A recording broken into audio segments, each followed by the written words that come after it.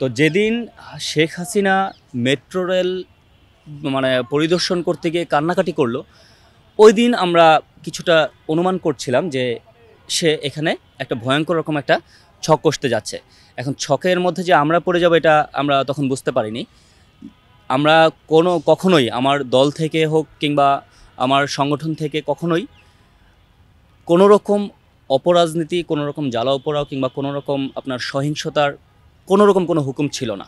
আমাদের উপর অর্ডার এরকমই ছিল যে তোমরা সর্বতোভাবে যারা ছাত্ররা আন্দোলন করছে তাদের সাথে মিলিত হয়ে তারা যে ব্যানারে আছে তাদের সাথে মিলিত হয়ে তোমরা তাদের সাথে শরিক হও, তাদের সাথে তাদের আন্দোলনকে আরও বেগবান করতে যা যা প্রয়োজন।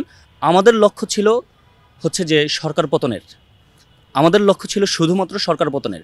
আমি সেই লক্ষ্যে আমার দলের ভারপ্রাপ্ত চেয়ারম্যান জনাব তারেক রহমানের অর্ডার অনুযায়ী, আমার সংগঠনের প্রেসিডেন্ট সেক্রেটারি ছিলেন, আমার বিশ্ববিদ্যালয়ের যারা নেতৃত্ব স্থানীয় জায়গায় আছেন তাদের অর্ডার অনুযায়ী আমরা সরকার পতনের আন্দোলনের অংশ হিসেবে আমরা এটাতে যোগদান করেছি। তো পরবর্তীতে আপনার এই শেখ হাসিনার যখন এই অভিনয়টা দেখলাম যে যারা হতাহত হচ্ছে, যারা মারা যাচ্ছে, তাদের ব্যাপারে শেখ হাসিনার কোনো রকম কোনো উদ্বেগ না দেখে যখন দেখলাম যে সে মেট্রো রেলের জন্য কান্নাকাটি করছে, তখন আমরা বুঝলাম যে এটা একটা বিশাল একটা ছক কষা হচ্ছে। তো সেখান থেকে যে ছকের অংশ হিসেবে হয়তোবা ডিবি হারুনের কোনো নির্দেশেই, সরাসরি ডিবি হারুনের নির্দেশেই এখানে তারা অভিযান চালায়, আমাদের বাসায় অভিযান চালায় পরপর 2 দিন। প্রথম দিন যেদিন অভিযান চালায় সেদিন হয়তোবা তারা বাসাটা ট্রেস করতে পারেনি ঠিকমতো। দ্বিতীয় দিন যেদিন অভিযান চালায় সেদিন আমাদেরকে 4 জনকে একসাথে নিয়ে যায়। তো এখান থেকে আমাদেরকে যখন নিয়ে যায় 4 জনকে, তো আমরা যারা এই অপারেশনে এসেছিলেন তারাও কিন্তু বুঝেছিলেন যে আসলে আমরা এসব কোনো কিছুতে জড়িত ছিলাম না। কিন্তু তারপরেও তারা বাসায় এসে তারা হুমকি ধামকি দিচ্ছিল যে অস্ত্র কোথায়। আমাদের প্রত্যেকের মোবাইল, ল্যাপটপ থেকে শুরু করে যা যা ছিল বাসায় সব কিছু তারা সিজ করে নিয়ে যায়। এমনকি আমাদের যত নতুন জামা কাপড় ছিল এগুলো তারা প্যাক করে নিয়ে গেছে। ঠিক আছে।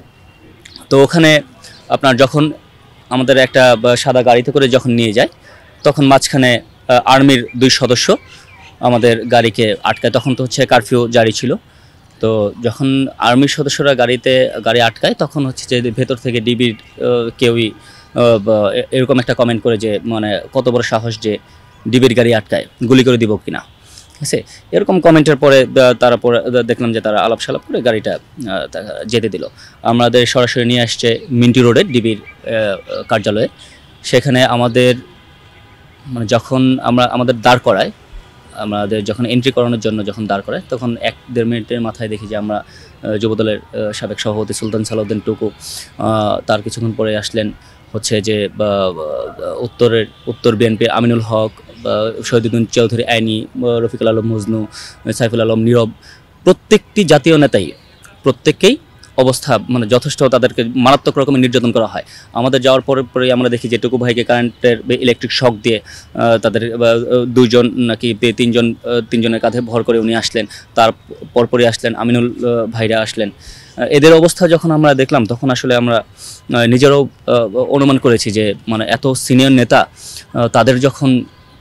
তাদেরকে যখন এইভাবে নির্যাতন করা হচ্ছে, আমাদের জীবন হয়তো বা তারা একেবারে নষ্ট করে ফেলতে পারে। যেদিন আমাদের নিয়ে যায় ওই দিন থেকে আমাদের জিজ্ঞাসাবাদ শুরু করা হয়। আমাদের মূলত টার্গেটই ছিল তাদের এরকম যেন আমরা মেট্রো রেল মামলার এটা যেন স্বীকার করি। তো আমরা তো আসলে এই ধরনের এই কাজে তো আমরা কোনোভাবেই জড়িত ছিলাম না। জ্বালাও পোড়াও হোক কিংবা মেট্রো রেল ধ্বংসের কোনো কিছুতে আমরা জড়িত ছিলাম না। আমরা ওখানে আন্দোলনে ছিলাম, কিন্তু জ্বালাও পোড়া কিংবা ধ্বংসাত্মক কোনো কাজে আমরা জড়িত ছিলাম না। কিন্তু তারা আমাদের কাছ থেকে বারবার এটাই স্বীকারোক্তি নিতে চাচ্ছিল। যেহেতু ঢাকা বিশ্ববিদ্যালয়ের ছাত্রনেতা আমরা, সেই ক্ষেত্রে তারা হয়তো বা ভাবছে যে এদেরকে কোনোভাবে ফাঁসিয়ে পুরো জিনিসটাকে একটা রাষ্ট্রীয়ভাবে আমাদের একটা হেনস্থার মধ্যে ফেলার একটা চেষ্টা।